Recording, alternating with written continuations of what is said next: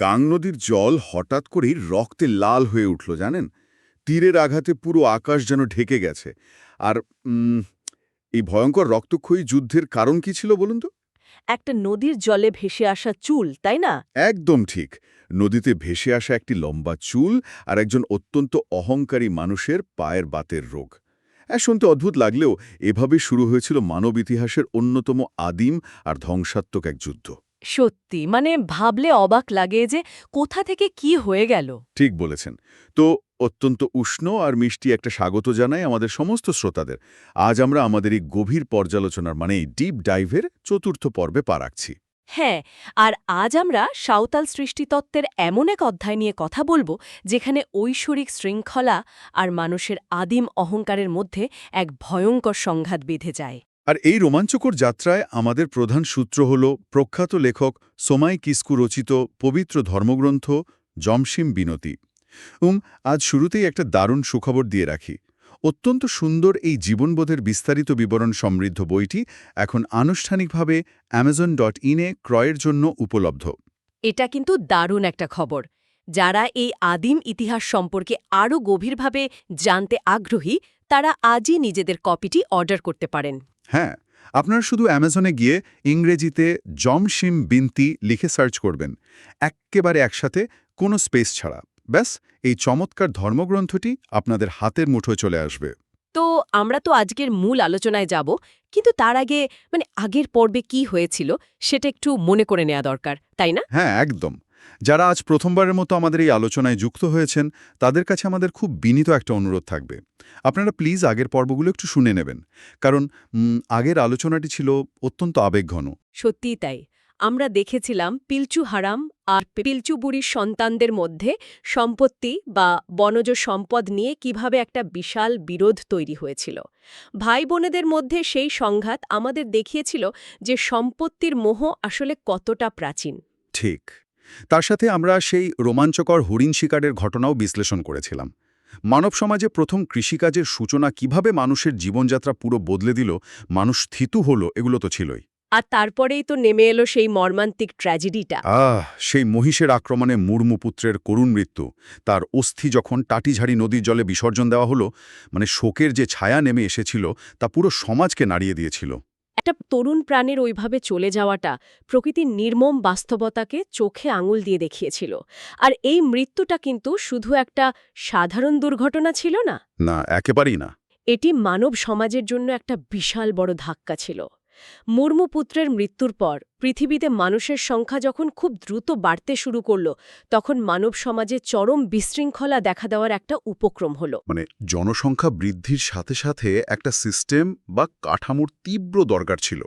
ভাই বোনের মধ্যে অবাধ মেলামেশা বা বিয়ের মতো ব্যাপারগুলো এড়াতে সমাজকে একটা সুনির্দিষ্ট শৃঙ্খলায় বাঁধার প্রয়োজন হয়ে পড়ল। ঠিক বলেছেন। একটা ছোট পরিবারের মধ্যে যে নিয়ম কাজ করে, একটা বিশাল জনসংখ্যার ক্ষেত্রে তো আর সেটা চলে না।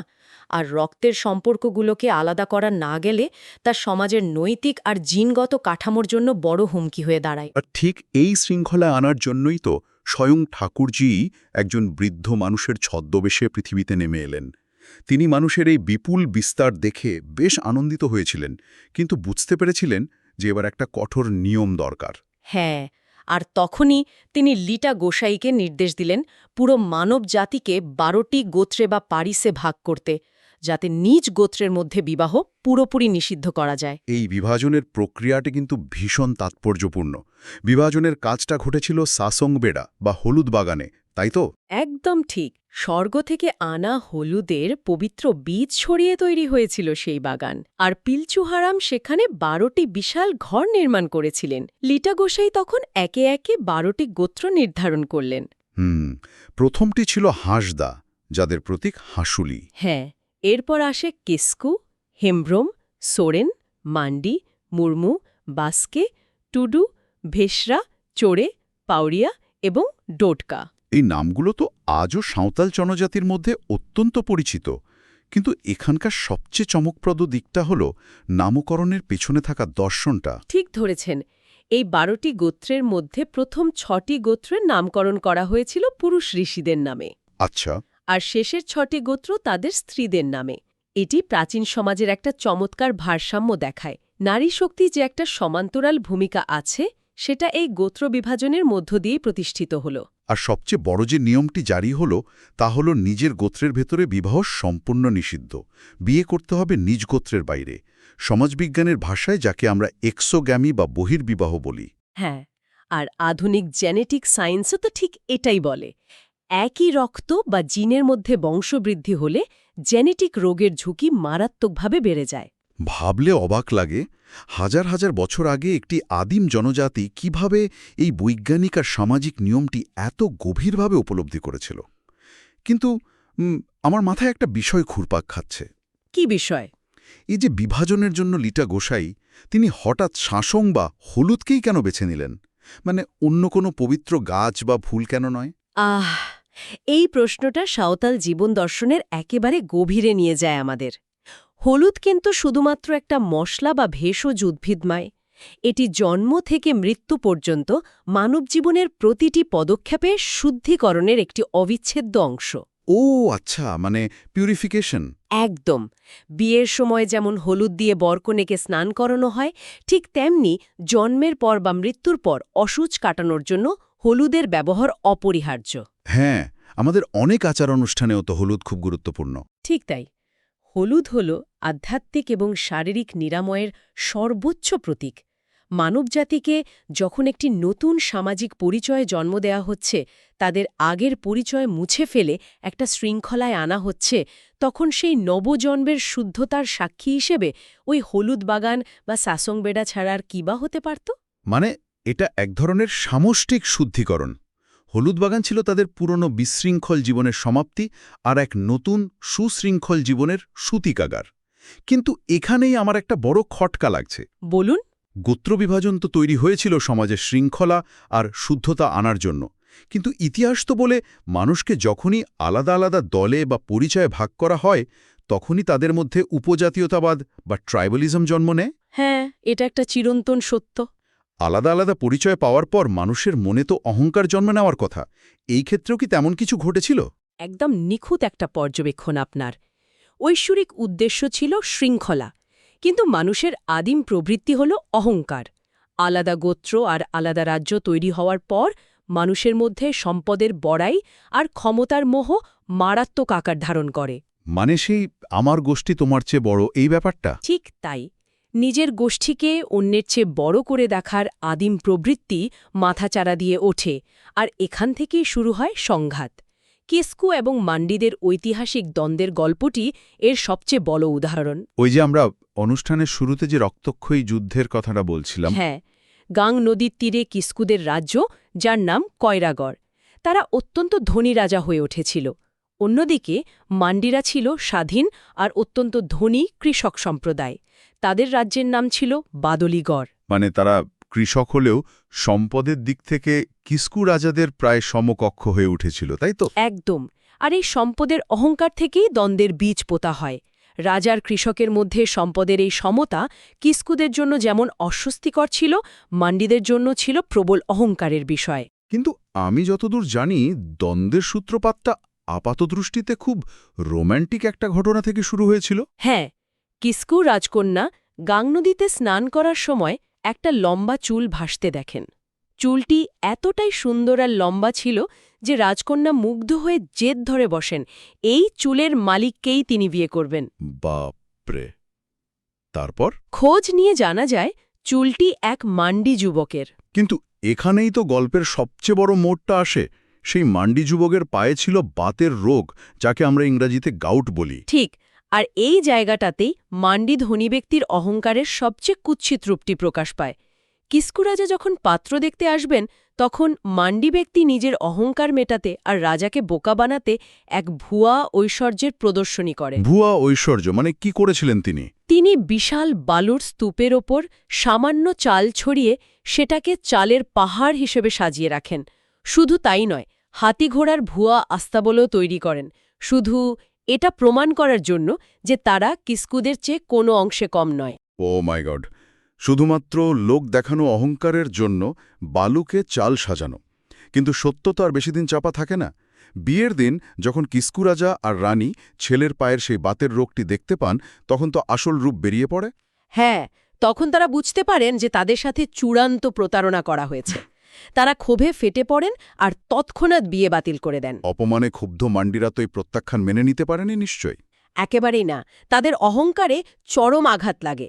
তারা প্রতিশোধ নিতে কিস্কু রাজার প্রিয় ঘোড়া চুরি করে বসে। আর এই একটা ঘটনা গাং নদীর তীরে দুই গোত্রের মধ্যে সেই ভয়ঙ্কর রক্তক্ষয়ী যুদ্ধের সূচনা করে। ধন সম্পদের অহংকার আর প্রতারণা কিভাবে একটা সমাজকে ধ্বংসের দিকে ঠেলে দেয়, এটি তার একটা মারাত্মক উদাহরণ। পরিস্থিতি এতটাই ভয়ঙ্কর হয়ে ওঠে যে শেষ পর্যন্ত লিটা গোসাইকে স্বয়ং স্বর্গ থেকে নেমে এসে এই যুদ্ধ থামাতে হয়। আর শুধু যুদ্ধ থামানোই নয়, তিনি কিস্কু আর মান্ডিদের মধ্যে বৈবাহিক সম্পর্ক চিরতরে নিষিদ্ধ ঘোষণা করেন। এই ঘটনাটা শোনার পর মনে হচ্ছে সম্পদের অহংকার মানুষের বিচারবুদ্ধি কতটা লোপ করে দিতে পারে। কিন্তু শুধু তো সম্পদ নয়, ঈর্ষা আর সাংস্কৃতিক রেষারেষিও তো ধ্বংস ডেকে এনেছিল। আমি টুডু আর বেশরাদের সংঘাতের কথা বলছি। হ্যাঁ, সুরা নদীর দুই তীরে তাদের বসবাস ছিল। সেখানেও এক বিশাল সংঘাত হয়েছিল। টুডু আর বেশরাদের গল্পটা আবার একটু ভিন্ন মাত্রার। এখানে দ্বন্দ্বের কেন্দ্রে সম্পদ ছিল না, ছিল শিল্প, সংস্কৃতি আর চরম ব্যক্তিগত ঈর্ষা। মানে সেই জাদুকরি বাদকের গল্পটা? ঠিক। টুডু সম্প্রদায়ের এক যুবক ছিল, যার নাম টুডু রুসিকা। সে ছিল এক জাদুকরি বাদক। তার বাঁ কাঁধে মাদল, ডান কাঁধে ধামসা আর গলায় কাসর ঝোলানো থাকত। আর সবচেয়ে অদ্ভুত ব্যাপার হলো তার কাঁধের ওপর বসে থাকত টিটিকু সানুন্ডি নামের একটা টকটকে লাল মোরগ। দৃশ্যটা কল্পনা করলে মনে হয় যেন কোনো রূপকথার জাদুকর। এই টুডু রুসিকা যখন বেশরাদের গ্রামে গিয়ে বাজনা বাজাত, তখন তার জাদুকরি সুরে বেশরার নারীরা একেবারে আত্মহারা হয়ে পড়ত। তার বাজনায় এমন এক মায়া ছিল যা মানুষকে বশ করে ফেলত। কিন্তু শিল্পীর প্রতি এই মুগ্ধতা বেশরাদের পুরুষদের, বিশেষ করে তাদের কুস্তিগির নেতা বেশরা দায়ারের মনে চরম ঈর্ষার জন্ম দেয়। হ্যাঁ, পুরুষতান্ত্রিক ঈর্ষা যাকে বলে। বেশরা বায়ার তাকে হত্যার ষড়যন্ত্র করে। একদিন বর্ষাকালে নদী পার হওয়ার সময় যখন টুডুরুসিকা লতা ধরে ঝুলছিল, তখন বায়ার সেই লতা কেটে দেয়। নদী পার হওয়ার সময় লতা কেটে দেওয়াটা তো চরম কাপুরুষতা। টুডুরুসিকা খরস্রোতা নদীতে পড়ে গেলেও অলৌকিকভাবে বেঁচে যায়, তাই না? বেঁচে তো যায়, কিন্তু বায়ারের ঈর্ষার আগুন তো আর তাতে নেভেনি। সে এরপর তার একটা অন্ধ ঘাতক মহিষকে লেলিয়ে দেয় রুসিকাকে হত্যা করার জন্য। তারপর মহিষটি যখন বাঁশঝাড়ে রুসিকাকে আক্রমণ করতে যায়, তখন ঘটে আর এক অলৌকিক ঘটনা। ঠিক বলেছেন। রুসিকার সেই জাদুকরি লাল মোরগটি, ওই টিকুটুকু সানান্ডি, উড়ে গিয়ে মহিষের চোখ অন্ধ করে দেয় আর রুসিকার প্রাণ বাঁচায়। কিন্তু এই ঘটনার পর তো আর চুপ করে থাকা যায় না। টুডু আর বেশরাদের মধ্যেও এক ভয়ঙ্কর যুদ্ধ শুরু হয়ে যায়, আর আবারও লিটা গোসাইকে এসে হস্তক্ষেপ করতে হয়। হ্যাঁ, আর তিনি টুডু আর বেশরাদের মধ্যেও বৈবাহিক সম্পর্ক চিরতরে নিষিদ্ধ করে দেন। আচ্ছা, এই পুরো ব্যাপারটা নিয়ে একটু গভীরভাবে ভাবলে একটা জিনিস পরিষ্কার হয়, এই সমাজে নিষিদ্ধ বিয়ের নিয়মগুলো তো তাহলে শুধু ঈশ্বরের কোনো খেয়ালি দৈববাণী নয়। তাহলে কি মনে হয় আপনার? মানে এগুলো অতীত ইতিহাসের বাস্তব ট্রমা, যুদ্ধ এবং দ্বন্দ্ব নিরসনের একটা সামাজিক চুক্তি, তাই না? আপনি কি মনে করেন? এটা ভীষণ গুরুত্বপূর্ণ একটা বিশ্লেষণ। প্রাচীন সমাজে আমরা যেগুলোকে অনেক সময় ট্যাবু বা নিছক ধর্মীয় নিষেধাজ্ঞা হিসেবে দেখি, একটু তলিয়ে দেখলে বোঝা যায় সেগুলো আসলে সামাজিক শান্তি বজায় রাখার গভীর কৌশল। মানে এক প্রকার সোশ্যাল কন্ট্রাক্ট। একদম।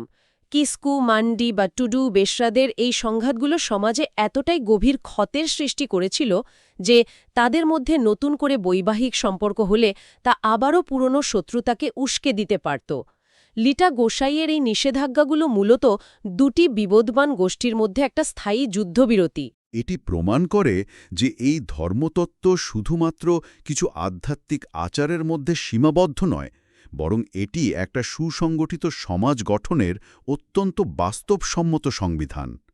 অতীতের ভুল থেকে শিক্ষা নিয়ে ভবিষ্যৎ প্রজন্মকে সুরক্ষিত করার এক অসামান্য পদ্ধতি। সত্যি তাই।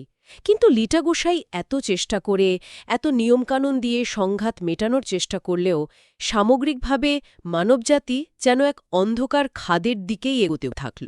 হ্যাঁ, মানুষের ইগো বা অহংকারের কাছে ঐশ্বরিক শৃঙ্খলা বারবার হার মানতে শুরু করল। তারা চরম অহংকারে ডুবে গিয়ে সব নিয়মকানুন ভেঙে ফেলল। এমনকি ঈশ্বরকে যে খাবার নিবেদন করে প্রসাদ খাওয়ার নিয়ম ছিল, সেটাও তারা বন্ধ করে দিল। মানুষ যেন ভুলেই গেল যে তারা এই প্রকৃতিরই অংশ। আর অকৃতজ্ঞতা আর অহংকার যখন চূড়ান্ত পর্যায়ে পৌঁছয় তখন প্রকৃতি বা ঈশ্বর তার নিজস্ব উপায়ে ভারসাম্য ফিরিয়ে আনে। স্বয়ং ঠাকুরজিউই মানুষের এই অনাচারে চরম ক্ষুব্ধ হলেন। আর মানুষের পাপে ক্রুদ্ধ হয়ে তিনি পৃথিবীতে এক মহাবিপর্যয় নামিয়ে আনলেন। হ্যাঁ, তিনি পাঠালেন আগুন আর এক ভয়ঙ্কর মারণ ব্যাধি, যাকে বলা হয়েছে পোহ বা পঙ্গপাল। এটি আসলে এক প্রকার ভয়ঙ্কর জীবাণু বা মহামারীর রূপক। চারিদিকে শুধু হাহাকার, মানবজাতি আক্ষরিক অর্থেই ধ্বংসের দ্বারপ্রান্তে চলে গেল। একদিকে দাউ দাউ করে জ্বলছে আগুন, অন্যদিকে মারণব্যাধি। মানুষ যখন নিজেদের ভুলে নিশ্চিহ্ন হতে বসেছে, ঠিক তখনই পরিত্রাতা হিসাবে আবির্ভূত হলেন মমতাময়ী দেবী ঠাকুরান বা মাদার ঠাকুরান। তিনি এসে ঝড় বৃষ্টি নামিয়ে পৃথিবীর সেই ধ্বংসলীলার আগুন নেভান। মায়ের মন তো সন্তানদের এই কষ্ট তিনি সহ্য করতে পারেননি, কিন্তু রোগ ব্যাধি থেকে মানুষকে বাঁচানোর জন্য তিনি যে পথটি বেছে নিলেন তা সত্যি অভাবনীয়। কি পথ? তিনি পৃথিবীতে নিয়ে এলেন পবিত্র দাসায়ার নৃত্য এবং ১২ জন দেবগুরুকে, আর এর সাথে মানবজাতির পরিচয় ঘটল ভুয়াং নামক এক অদ্ভুত বাদ্যযন্ত্রের। ওহ, ভুয়ং বাদ্যযন্ত্র। আচ্ছা, এই ভুয়ং যন্ত্রটার গঠন আর এর ব্যবহার কিন্তু গভীরভাবে প্রতীকী। যন্ত্র বাজিয়ে ১২ জন দেবগুরুর নেতৃত্বে বাড়ি বাড়ি গিয়ে সিঁদুর তেল মাখিয়ে মানুষের রোগ নিরাময় করা শুরু হলো। এটি শুধু কোনো চিকিৎসা ছিল না, এটি ছিল একটা আধ্যাত্মিক পুনর্জাগরণ। হ্যাঁ, জানেন, এই ভুয়াং বাদ্যযন্ত্রটার কাঠামোর কথা ভাবতে গিয়ে একটা অদ্ভুত মিল খুঁজে পাচ্ছি। কিরকম মিল?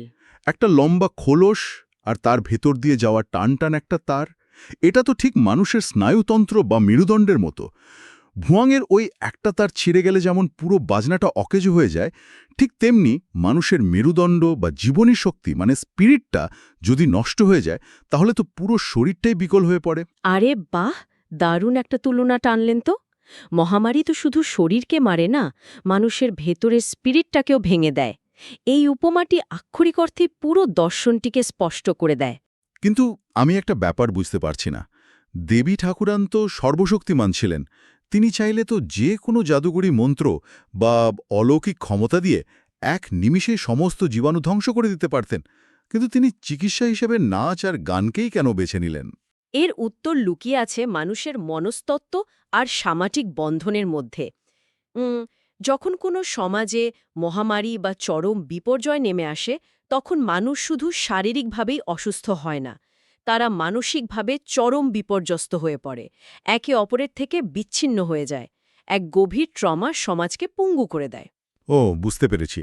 তার মানে এই দাসায় নাচ আর গান শুধুমাত্র কোনো বিনোদন বা সাধারণ ধর্মীয় আচার ছিল না, এটি ছিল এক ধরনের সামষ্টিক নিরাময় বা কালেকটিভ থেরাপি। একদম ঠিক।